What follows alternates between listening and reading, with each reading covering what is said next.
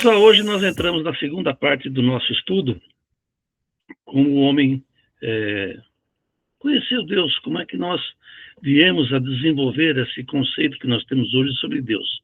Na aula passada nós falamos da construção das ideias sobre Deus, sobre as forças superiores da natureza, que os homens até então não entendiam. Hoje nós vamos começar a falar sobre Moisés. A gente, para poder falar do Velho Testamento e falar de muita coisa que tem no Novo Testamento, nós, principalmente nós espíritas, temos que tomar muito cuidado. Primeiro porque o espiritismo, ele não se atém ao Velho Testamento e nem sequer aos fatos que dizem respeito à vida de Jesus. Porque tudo é muito polêmico, muito confuso, e se a gente entrar por esse caminho, nós vamos enfrentar muita batalha desagradável que a gente deve evitar a todo custo essas batalhas. Então, muito cuidado nisso.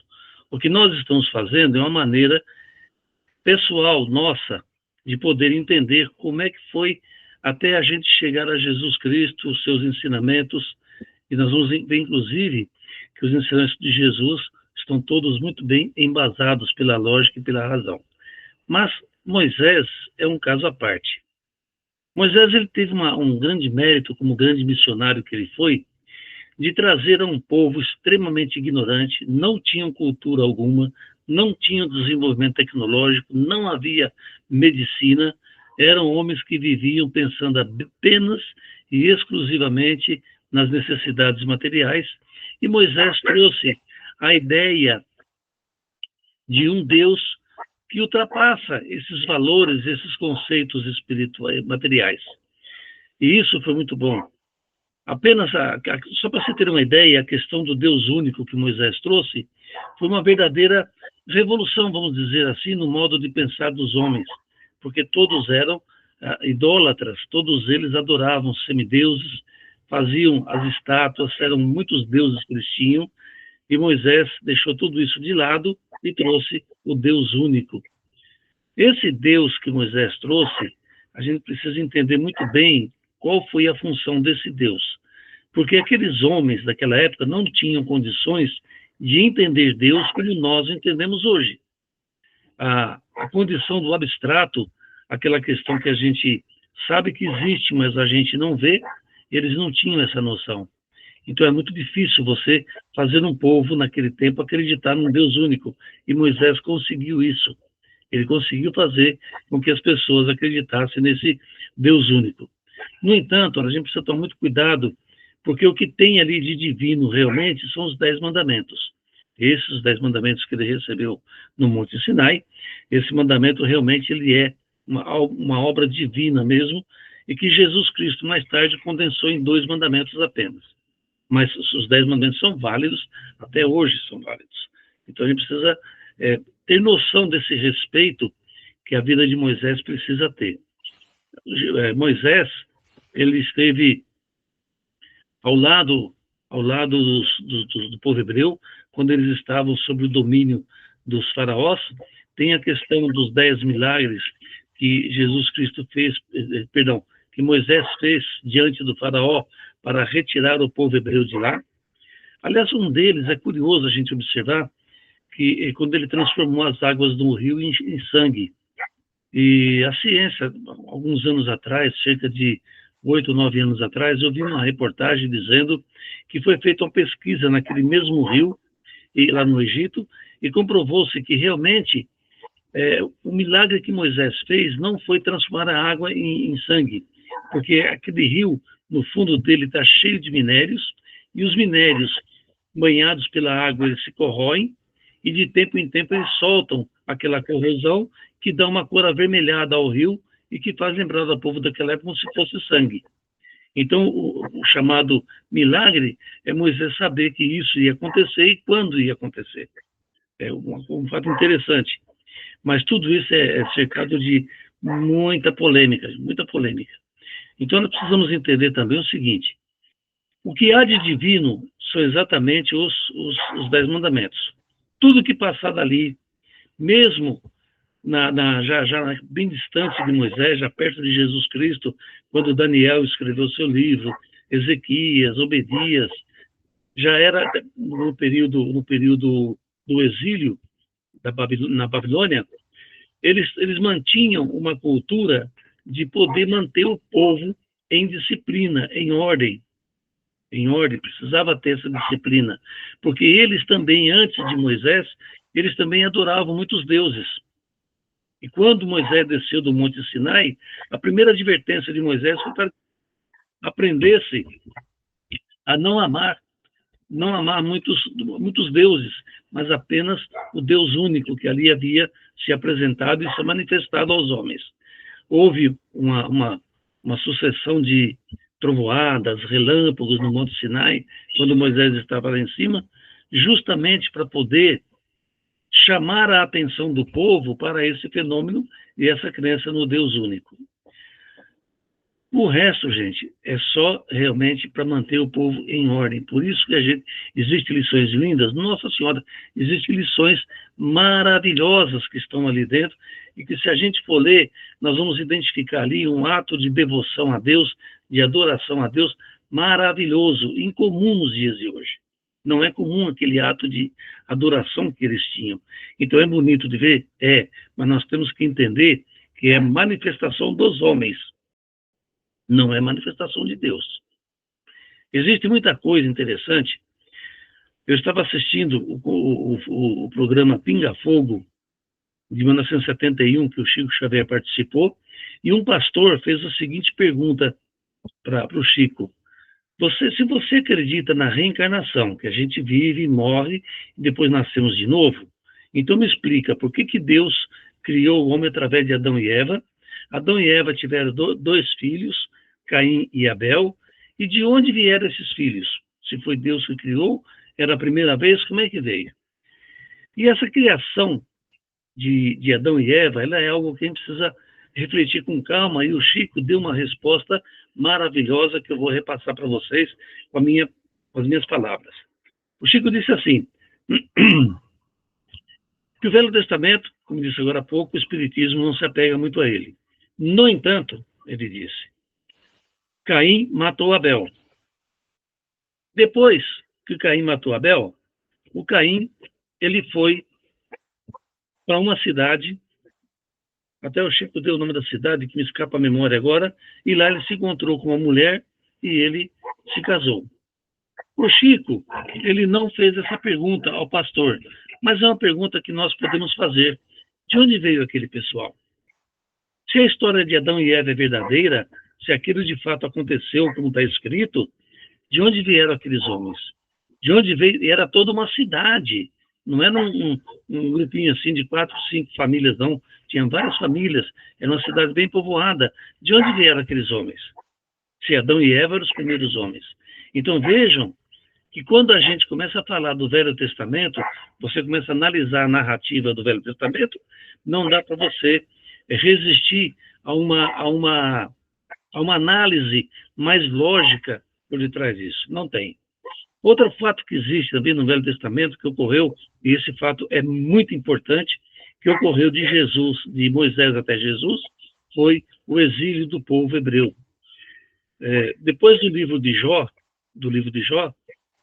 o povo hebreu ele sofreu um ataque, porque o povo hebreu, segundo, ele passava por um instante assim, de muita turbulência política, muita instabilidade política, e nesse instante, o rei da Babilônia, o Nabucodonosor, ele percebendo a fragilidade em que estava o povo judeu, em função daquela instabilidade, daquele divisionismo político, ele invadiu Israel e levou preso toda a população de Israel.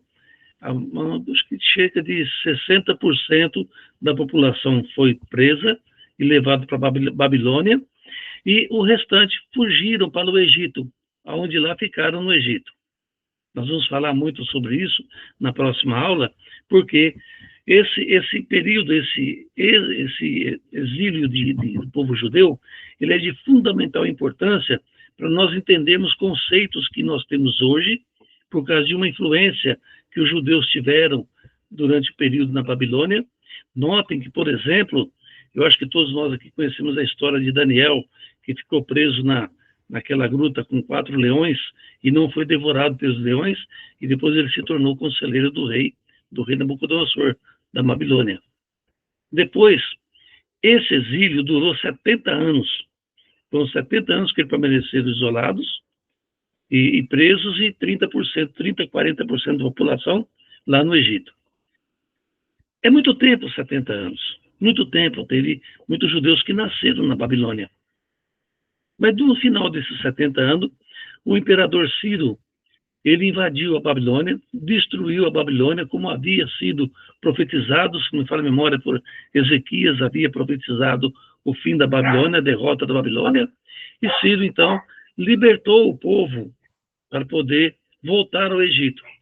Quando voltaram ao Egito, o pessoal que estava lá no Egito, aconteceu uma coisa assim muito peculiar.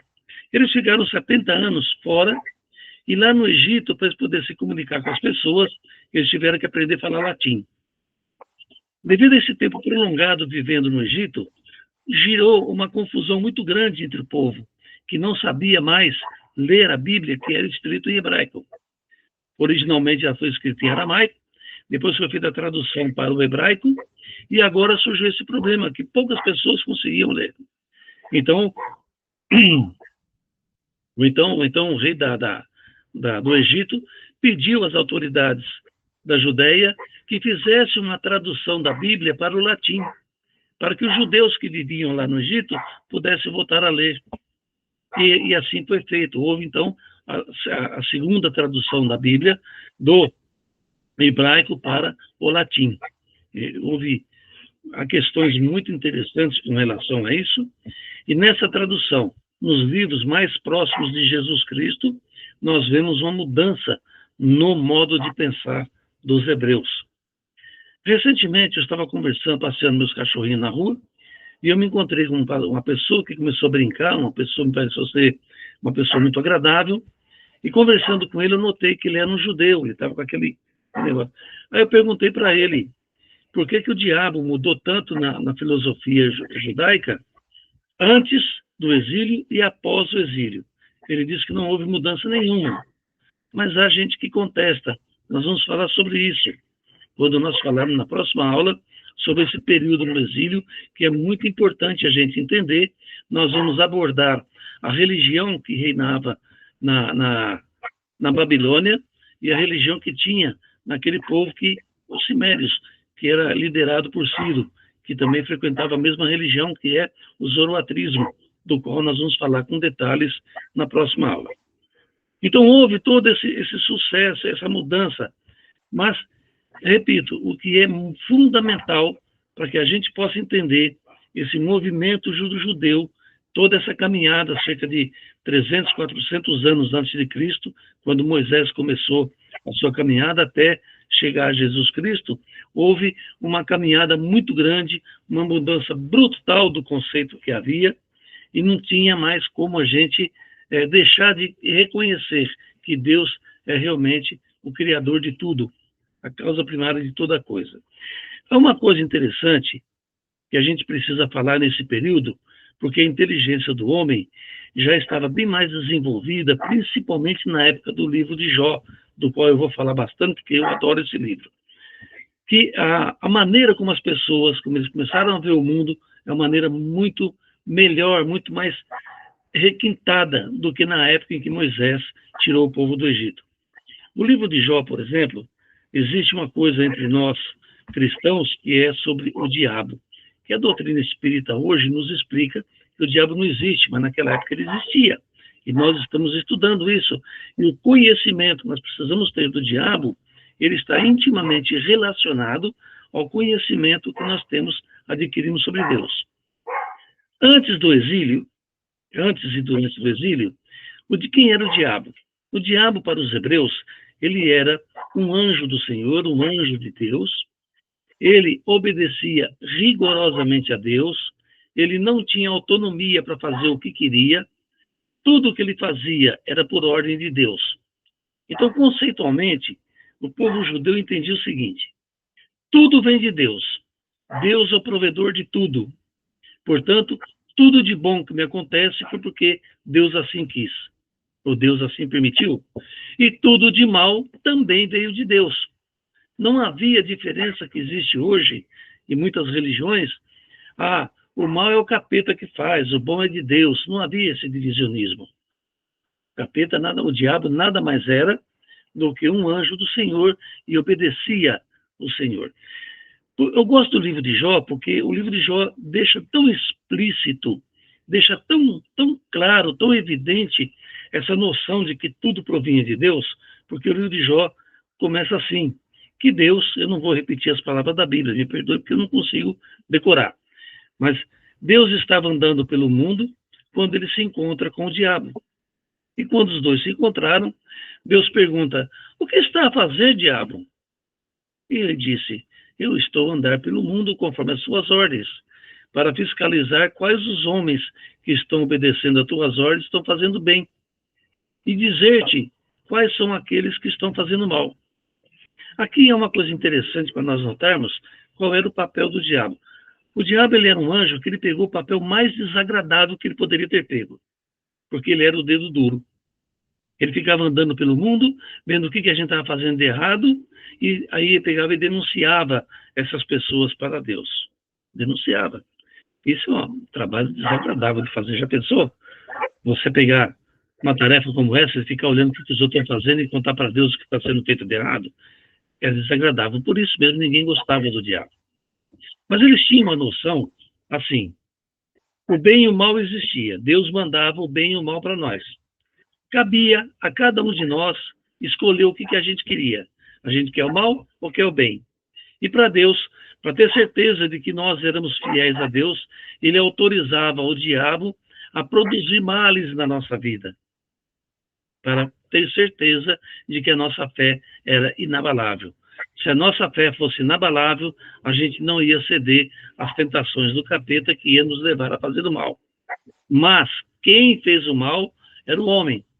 Ele era responsável pelo mal, porque ele escolheu o caminho do mal. Uma coisa interessante que eles tinham naquela época. Então, Deus naquele momento perguntou ao diabo, você viu o meu filho Jó? Aquilo sim é um exemplo de um filho que tem uma fé inabalável. E o diabo, ele só não deu risada porque acho que ele tinha medo de Deus. Ele falou mais ou menos assim, mas também o Senhor dá tudo para ele que ele precisa, ele tem casa, ele tem uma família maravilhosa, ele tem muito dinheiro, muitas propriedades, muito gado, te amar desse jeito é fácil. Tira dele tudo isso, eu quero ver se ele vai te amar ainda assim. Então Deus aceitou a proposta. Falou, muito bem. Então você está autorizado a ir até Jó e tira tudo o que ele tem, menos a vida dele. E nós veremos. E assim o diabo fez. Cada vez que acontecia uma desgraça na vida de Jó, frequentemente ele dizia, Deus, assim, Deus me deu, Deus me tirou. Seja feita a vontade de Deus. É uma coisa assim muito, muito interessante o que Deus nos disse. Houve uma situação engraçada quando ele perdeu os gados, ou foram as sementes, mas houve uma tragédia. Então a esposa dele chegou-se a ele e perguntou, né? Então, Jó, você ainda continua confiando em Deus? E ele disse, foi Deus que me deu. Então, eu acredito em Deus e tudo está certo. A coisa chegou num ponto, o Jó ele tinha um hábito de sentar-se junto à fogueira conversando com os vizinhos e os amigos. E os amigos começaram, então, a perguntar para ele, mas como é que você pode confiar em Deus com Deus fazendo tudo isso para você? E ele sempre dizia que ele confiava em Deus, que a fé dele era certa, e ele não se envergonhava de forma alguma de ser um seguidor do Senhor. E Jó foi assim, ele perdeu a família, todos os 3 filhos e a esposa faleceram. Jó perdeu a saúde, ficou muito doente, debilitado, mas não morreu. Mas em nenhum momento Jó jamais desacreditou de Deus. E há um ponto curioso, que no meio de tanta desgraça, de tanta coisa errada, jamais Jó citou o nome de diabo. Nunca disse isso. Ele nunca disse que foi o diabo que fazia aquilo com ele, embora era o diabo que fazia. Mas ele jamais disse isso. Quem fazia era Deus. Porque ele estava fazendo porque Deus mandou. Então não era o diabo que estava fazendo. Quem estava fazendo era Deus. Então observa como era o relacionamento dos hebreus com o povo. E depois, voltando, o diabo desistiu, voltando a Deus, então o diabo contou que se convenceu de que Jó realmente era um dos seus filhos prediletos. Esse livro do Jó, ninguém sabe quem é o autor. Ninguém sabe, não tem autor. Então, muita gente acredita que isso, inclusive, não foi uma história verídica, foi um conto que alguém escreveu para ilustrar alguma coisa. Mas não dá para ter certeza sobre nada. Feita essa parte aí, Jó, então ele tem um outro marco também muito importante, o livro de Jó, porque logo após o surgimento do livro de Jó foi quando aconteceu a invasão da Babilônia ao povo judeu, e eles foram levados então para a sua morada, né? Na Babilônia, presos na Babilônia. E eles permaneceram lá 70 anos. Durante esses 70 anos, outros livros foram escritos. Temos livros de Ezequias, temos outros. Daniel também escreveu o livro dele, e muitos outros livros que esquecendo. Todos eles chamando a atenção do povo hebreu para a fidelidade a Deus e para a não adoração dos múltiplos deuses que o povo dominante, né, o povo da Babilônia, e também os sírios, a parte de Ciro, por exemplo, tinham também cultuando vários deuses, eles cultuavam vários deuses. É sempre bom frisar que até essa época só o povo hebreu é que tinha o conhecimento do Deus único. Só, nenhuma outra nação tinha isso. É muito importante ver isso.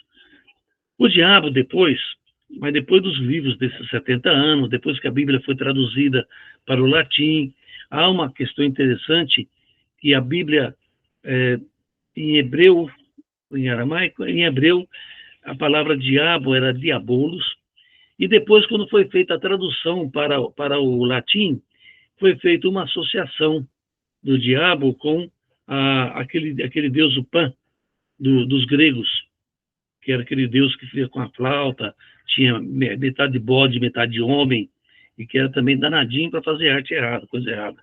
Então houve uma semelhança entre os dois. Parece que a influência da cultura grega presente no Egito acabou também dando alguma influência no hebreu, no povo judeu. Mas essa influência foi mínima.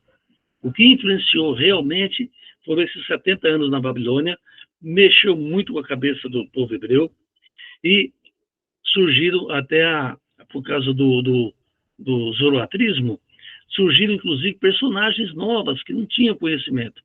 Só para lembrar, para refrescar a memória, lembra que Jesus expulsou os demônios que tomavam conta de um homem, e esses demônios foram ocupar o corpo dos porcos? Então, no período judeu antes do exílio, não existiam demônios. Não existiam. Os demônios foram surgir logo depois do exílio, não muito depois do exílio, depois que houve a tradução para o latim, é que começaram a surgir na cabeça do povo os tais demônios que tomavam conta. Então, a influência ela foi muito mais na cultura e na cabeça, no entendimento da população, do que nos escritos bíblicos. Muito pouco se fala sobre isso. Mas o que nós temos no Novo Testamento, quando fala da expulsão dos demônios, é fruto da influência de Zoroastro. E há uma influência significativa nisso.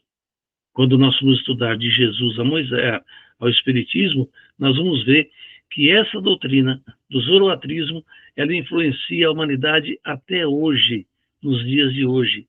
E só para ter assim, para deixar vocês curiosos, você deve ter ouvido falar em algum momento sobre a Ahura Mazda, que deu origem ao mazdeísmo. Quem surgiu com a Ahura Mazda foi o Zoroastro, que era um enviado de Deus, e ele criou o zoroatrismo, como a gente o conhece. Apenas para você ter uma ideia. Até hoje isso. Então nós precisamos entender que se nós pegarmos o que nós vimos na aula passada, com o que nós temos vendo hoje, há uma mudança radical, muito firme, muito benéfica, com o surgimento do Deus único de Moisés. Não pode esquecer que, em se tratando de humanidade, o Deus único de Moisés, ele era o único entre os judeus e nenhuma outra nação. Todas as outras nações adoravam múltiplos deuses. muitas ações. E houve essa influência, mas eu creio que essa influência, ela propiciou o desenvolvimento de uma análise mais crítica por parte da própria população judaica em torno de Deus e em torno dos diabos que eles pesquisavam, que eles entendiam, aliás, o povo entendia isso. Por isso mesmo, é muito importante. Eu não vou entrar no zoroastrismo hoje, porque é muita coisa para falar. E depois disso, nós precisamos entender zoroastrismo, porque na época de Santo Agostinho, zoroastrismo aparece de novo influenciando o catolicismo. É uma coisa assim, muito interessante da gente ver, e por isso eu não quero entrar nesse assunto hoje. Eu acho que hoje dá para a gente ficar por aqui, porque é muito importante nós entender essa caminhada. Volto a dizer, eu estava vendo o livro de Ezequiel, por exemplo, antes da gente começar a nossa palestra. Existem situações que Ezequiel relata ali que são lindas de se ver, são lindos mesmo, mas tudo cercado de muita polêmica. E volto a dizer, nós espíritas não entramos em polêmica por causa disso. A resposta do Chico no Pinga Fogo foi uma prova disso. Não dá para entrar nisso, não dá, porque é muita polêmica. E outra coisa também, nós vamos mexer com uma coisinha chamada crença. E crença é um negócio muito complicado de você mexer, porque cada um tem a sua. Se você quiser acreditar realmente que aconteceu tudo aquilo que está descrito no Velho Testamento, acredite. Se você quer acreditar que Jesus Cristo transformou a água em vinho, acredite. Mas é uma questão de crença, pessoal. Não dá para a gente entrar nesse mérito. Cada um tem a sua crença. E vamos, então, aprender a nos respeitarmos, respeitar a crença alheia, para que a gente possa aprender a conviver com os diferentes. E é talvez a parte mais difícil do ser humano é essa, conviver com os diferentes. E aceitar as diferenças, né? Isso é talvez a coisa mais difícil. Moisés, ele tem sim uma representação muito importante para nós espíritas. Ele trouxe os 10 mandamentos, controlou o povo judeu, ajudou a manter esses 10 pensamentos vivos, se reproduziu esses 10 mandamentos por todas as gerações seguintes, chegando até Jesus Cristo. Então, esse missionário divino merece respeito e consideração. Parabéns, Moisés, e que Deus nos ajude para que a gente um dia consiga chegar no mínimo, um pouquinho só, pertinho dele já está bom. Obrigado, gente. Fiquem com Deus.